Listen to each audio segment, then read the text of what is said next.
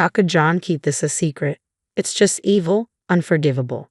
Without my knowledge, my in-laws' place had transformed into a luxury hotel. Now, I can enjoy the spa every day and indulge in delicious meals. But kidding aside, the thought of them using my precious son for their own desires, it's outrageous. They better be ready. My name is Amy, a 35-year-old office worker in the administrative department of a pharmacy.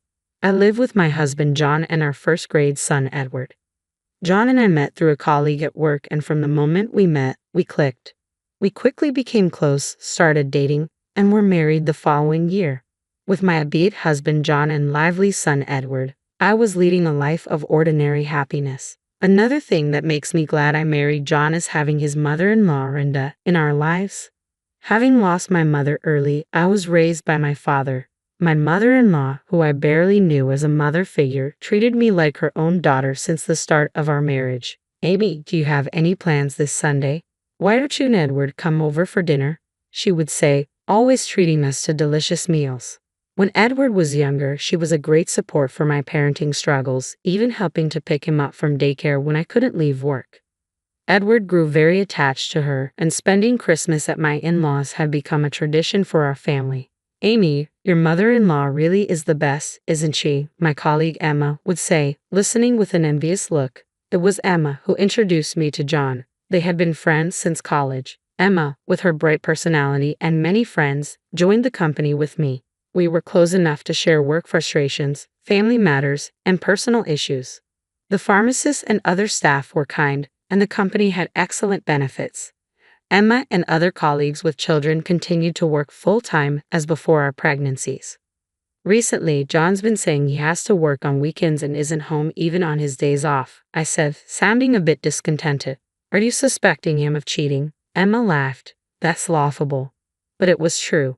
John had been away from home more often. "Dad, are you working again today?" Edward asked, wanting to play with John. "I have to work, sorry," John said apologetically. I couldn't say anything back, feeling proud of John for working hard for our family. Little did I know back then that such dedication would turn into such a terrible betrayal. Rock, paper, scissors. Oh, the worst, I sighed. My workplace is usually closed on Sundays and holidays, but about once a month, we're on duty for the hospital gate on Sundays. Accordingly, our pharmacy also opens. It seems Christmas is our turn this time. We played rock, paper, scissors to decide who would work. Unfortunately, I lost. I wanted to spend Christmas at my in-laws, but no choice. "I have to do my best," I muttered to myself, only to be chuckled at by the friend sitting next to me. "It's not funny," I said to her. She laughed and apologized. "Sorry. This woman is also an officer, and we met at the daycare. Her son Henry and Edward are very close, and our families have become friends. We used to go on trips together, though we've been too busy lately. Her husband Tom is also a kind and gentle person. Her name is Isabella. I call her Henry's mom, or Isabella. By the way, Isabella, thanks for playing with Edward in the park last Sunday when I had to work. When John had to take care of Edward on weekends, today I played with Henry in the park," Edward told me. When I asked John about it, he said he ran into Henry and his parents at the park by chance and played together. "Really?" I asked John, but his vague response frustrated me. "By the way, mother-in-law called and said she's looking forward to Christmas. I can't make it, but have fun. I can't go because of work, so it looks like Christmas will be without me this year," I told Isabella. Mother-in-law sounded very disappointed when I told her I couldn't come, but maybe I'll put John to work and have him do a thorough house cleaning. "It's been a while," she said, sounding quite excited about the idea. "Feel free to use him as much as you like," I laughed as I talked with mother-in-law.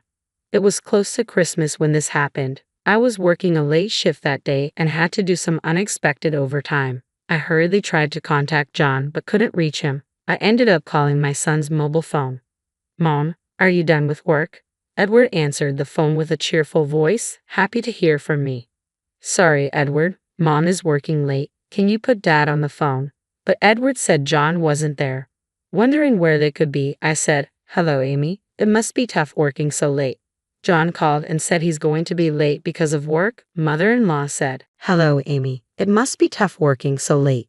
John called and said he's going to be late because of work, mother-in-law said. She told me that while she was preparing dinner in her house. John called her, "Sorry, Mom. Amy's on a late shift and I should get home early, but I have to work overtime. Please help." After saying that, John hung up and couldn't be reached again. I was furious with John's actions. He hadn't contacted me at all, thinking maybe he wouldn't get caught. I rushed home. John still hadn't returned, and at the dinner table were mother-in-law and Edward, eating. Mother-in-law said she was happy to have dinner alone with her grandson. Even though I apologize, I really respect mother-in-law. John came home late that night. "Hey, about work, you promised to take care of things when I have a late shift. Can you at least keep that promise?" I said quietly, "What can I do? It's work," I muttered to myself. John raised his voice and even suggested that I quit my job or become a part-timer. When John met me, he praised me for working in healthcare, but that John who said such nice things is no longer here. Our current lifestyle is also thanks to my income. Even though I'm an equal partner to John, he's been doing less housework lately and hasn't been taking care of Edward either. And this guy, hey, you're not cheating, are you? I looked at John with cold eyes. There's no way. You're overthinking, Amy. He suddenly changed his tone and put his arm around my shoulder. That said it all. John has always tried to appease me like this when he's lying or feeling guilty. How dare he cheat? He better be prepared. I was glad Edward was asleep. I didn't want to show our son such an ugly fight. From then on, we acted normal in front of Edward, but when it was just the two of us, we hardly talked or even made eye contact. When I told my colleague Emma about what happened, she said, "That guy is the worst. Let me know if you need anything." That was a cool thing to say. Days passed, and before I knew it, it was Christmas Eve. "Take good care of Edward, will you? Say hello to Renda for me," I said to John, but as usual, he didn't even meet my eyes. "I'm off then," he replied indifferently, and John and Edward left for my in-laws' house. What's with that attitude? It's so annoying, I thought to myself. I spent a lonely Christmas Eve alone in our eerily quiet house. There was no contact from John, but thinking he was having a good time with mother-in-law gave me a little peace of mind. I remembered mother-in-law saying she'd make John clean the house. I wondered if he was being worn out by chores and couldn't help but feel a bit of schadenfreude. Little did I know John was doing something unthinkable at that time. Christmas Day was busy with quite a few patients. Fortunately, I didn't have to work overtime, so I left work and went straight home. I planned to join my in-laws the next afternoon and spend the holiday with mother-in-law. Might as well enjoy some alone time for a change. As I was thinking this, my mobile phone rang. It was mother-in-law. Thinking it was going to be a complaint about John being lazy, I answered, "Amy, Merry Christmas. You must be tired from working on Christmas." "You did great." Mother-in-law's voice sounded kind, not irritated at all. "Merry Christmas, Renda. I wish I could have spent it with you too. Is Edward just playing games?" When I asked, mother-in-law fell silent. Even after calling Renda's name a few times, there was no response. I wondered if it was a bad signal. "Amy, John and Edward didn't come here this year. I spent Christmas alone," mother-in-law finally said, and then began to sob over the phone. I was in a panic. John and Edward definitely left the house yesterday. Where could they possibly be now? There was a long silence between mother-in-law and me. "I'll head over to your place right now," I said. "It's about a 40-minute drive to my in-laws." On the way, my mind was filled with thoughts of Edward. What if they were involved in an accident or some incident? These worries spun in my head. When I arrived at my in-laws, mother-in-law was already waiting outside. As soon as she got into my car, I asked quietly, "Should we call the police?" Mother-in-law slowly shook her head. As I wondered why, mother-in-law began to speak. "Amy, I'm really sorry about my stupid son.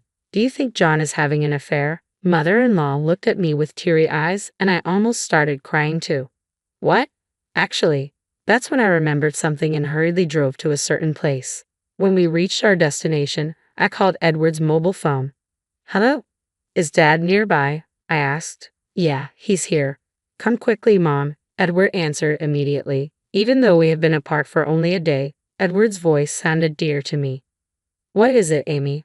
"I'm busy right now." I heard John's voice on the phone, sounding like he wanted to end the call. Immediately, hearing that voice made me feel intense loathing, wanting to confront him.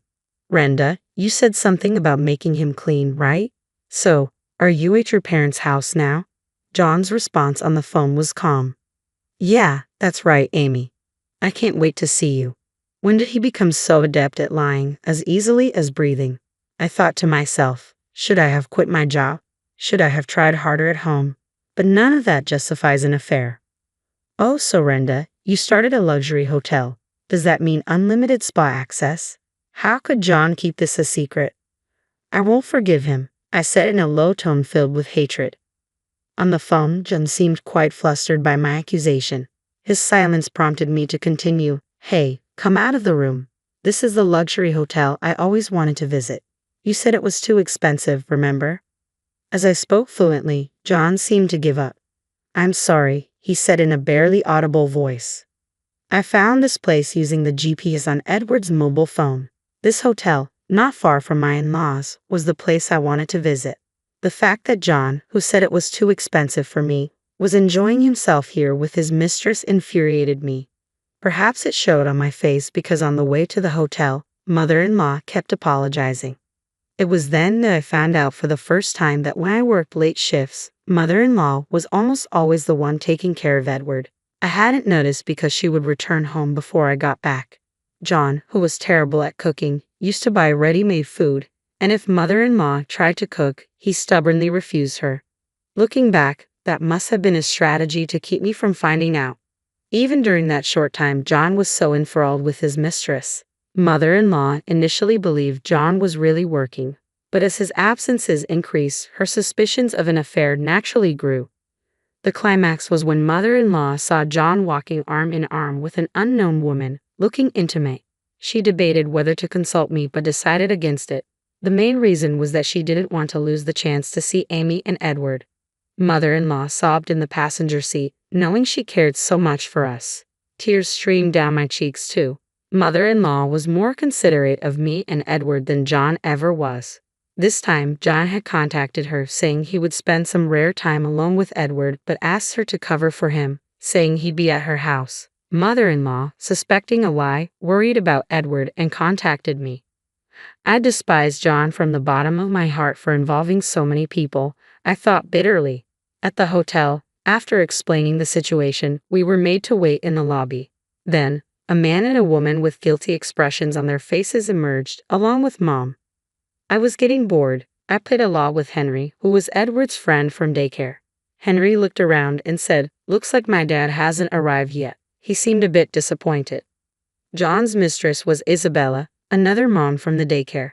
I wasn't sure how long the affair had been going on, but these two fools had boldly involved our children. Apparently, they had told their sons that their respective parents would join them later. How despicable. John had booked 2 rooms, one for the children and the other for themselves. So repulsive. Thanks to the hotel's kindness, mother-in-law and I were allowed to stay in a room for a while, where she looked after the children in the other room. Isabella having an affair with my husband and then talking to me normally at committee meetings was unbelievable. I spoke in a calm tone. What I thought Amy hadn't noticed anything. It was so funny. Isabella laughed. What is this woman? I never would have guessed that Isabella, who seemed so fragile and beautiful, was actually this spiteful. I stared at her quietly, pondering the unpredictability of people. John himself seemed a bit taken aback by Isabella's true nature. This woman, without being asked, happily began to talk about how and when she started her affair with John. Their relationship began when our children were in senior kindergarten. On a day I was sick and couldn't attend a parent meeting, so I asked John to go in my place. It was Isabella who made the first move. We had known each other as families and had each other's contact information. From that day on, they began to communicate more frequently. It started with complaints about their spouses but gradually turned into personal conversations. Soon, they began meeting more often, and it didn't take long for their relationship to become romantic. But now it's all over. What a pity, Isabella chuckled, her nonchalant attitude heard loud and clear. I said, "You seem quite relaxed for someone about to face serious consequences." Ignoring her surprised look, I stood up decisively, facing my bewildered husband. I said, "Come on, get up and check out. I've called a ride for you, so get ready quickly," I said with a slight smile as I left the room. Seeing Isabella's face twitch a bit from my remark felt oddly satisfying. Now begins the hellish drive. The trip isn't over until we're home, I thought to myself. After checking out, as we headed to the parking lot, Henry ran joyfully towards the person he was waiting for, Henry's dad, Tom, Isabella's husband. Sorry to keep you waiting, Henry. Have you been good? Tom said in his usual calm manner. Dad, can Edward and I go home first? Mom and you need to talk, Henry said gently, and the two boys happily got into my car. Thank you. We'll have a long talk on the way home, I said, glaring at Isabella. I had learned from contacting Tom that he was supposedly at work and Isabella had lied about visiting her parents far away to come here. Both of them were utterly despicable. I was forced to come here because John threatened to use Edward to ostracize Henry at school if I didn't. Isabella started with a shallow lie. Really? You seemed so eager to tell me everything just a while ago. I continued calmly. Isabella laughed. What is this woman? I thought, staring at her quietly, pondering the unpredictability of people. John himself seemed taken aback by Isabella's true nature. She happily began to talk about how and when she started her affair with John, and it was unbelievable to hear. Their relationship began when our children were in senior kindergarten. On a day I was sick and couldn't attend a parent meeting, so I asked John to go in my place. It was Isabella who made the first move. We had known each other as families and had each other's contact information. From that day on, they began to communicate more frequently. It started with complaints about their spouses but gradually turned into personal conversations. Soon, they began meeting more often, and it didn't take long for their relationship to become romantic. But now it's all over. What a pity, Isabella chuckled with a nonchalant attitude. I said, you seem quite relaxed for someone about to face serious consequences. I ignored her surprised look, standing up decisively, facing my bewildered husband. I placed the voice recorder with our earlier conversation in Tom's hand as Isabella desperately tried to grab it. Don't bother. I have another copy just for myself, I said, smiling as I got into my car. As I drove away, John's pathetic voice called out from behind, Wait, what am I supposed to do now? Go home alone. Oh, but I thought you might feel lonely, so I arranged a ride for you too. I pointed behind John. Behind him stood my colleague Emma and her husband, who was also a friend from college. Apparently, John owed him a big favor and couldn't stand up to him. I glanced over and saw they were already scolding him. Emma gave me a look that said, Leave it to me. Though my husband was a disappointment, I was lucky to have supportive people around me. As I expected, everyone's ride home was hellish. Isabella desperately denied her relationship with John in the car, but no one believed her with the voice recorder playing. Eventually, she admitted to having other affairs. I don't know if John was serious, but he was the one being played from the start. The reason Isabella targeted John was so petty because Edward got the lead role in a school play over Henry. I was furious. I planned to make him pay a hefty alimony. Henry's custody went to Tom, of course. He said he was going back to his parents' place, a bit far away. John came home late that night, looking like a ghost. It seems like he got a good scolding from Emma and her husband. John always said his college friends were very important to him, as if it were a mantra from the beginning of our marriage. Now, because of this incident, John probably won't be invited to their gatherings anymore. It's nothing but karma. He brought this upon himself. He should regret it. What injured me the most was that every time he met his mistress, John told Edward, Today it's a secret between us men, okay? Don't tell Mom. Edward kept that promise and never told me anything. When I found out, I was moved to tears. John and I successfully finalized our divorce. You stupid man, how can you face your late father now? Don't ever show your face again, mother-in-law said, slapping him. John finally realized the gravity of his actions and cried like a child. But my heart didn't waver. Afterward, John requested a transfer to a branch outside the prefecture. He paid the alimony and is keeping up with child support. As for me and Edward, we're living with mother-in-law at her place. I considered returning to my parents' home, but my father has remarried and has a new family. Living together would be impossible.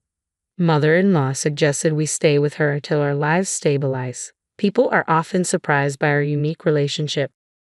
But I still cherish mother-in-law like my real mother. I hesitated about what to call her, but I still call her Renda. We're keeping it a secret, but we plan to celebrate her 60th birthday at that hotel. I splurged and booked the most expensive room. This should turn the unpleasant memories into enjoyable ones. My job became far, and Edward had to transfer schools, but Tom's parents lived near our former in-laws, so the boys ended up in the same school again. That was a surprise. Once things settle down, I might rent an apartment near work. But for now, I want to cherish this time a little longer.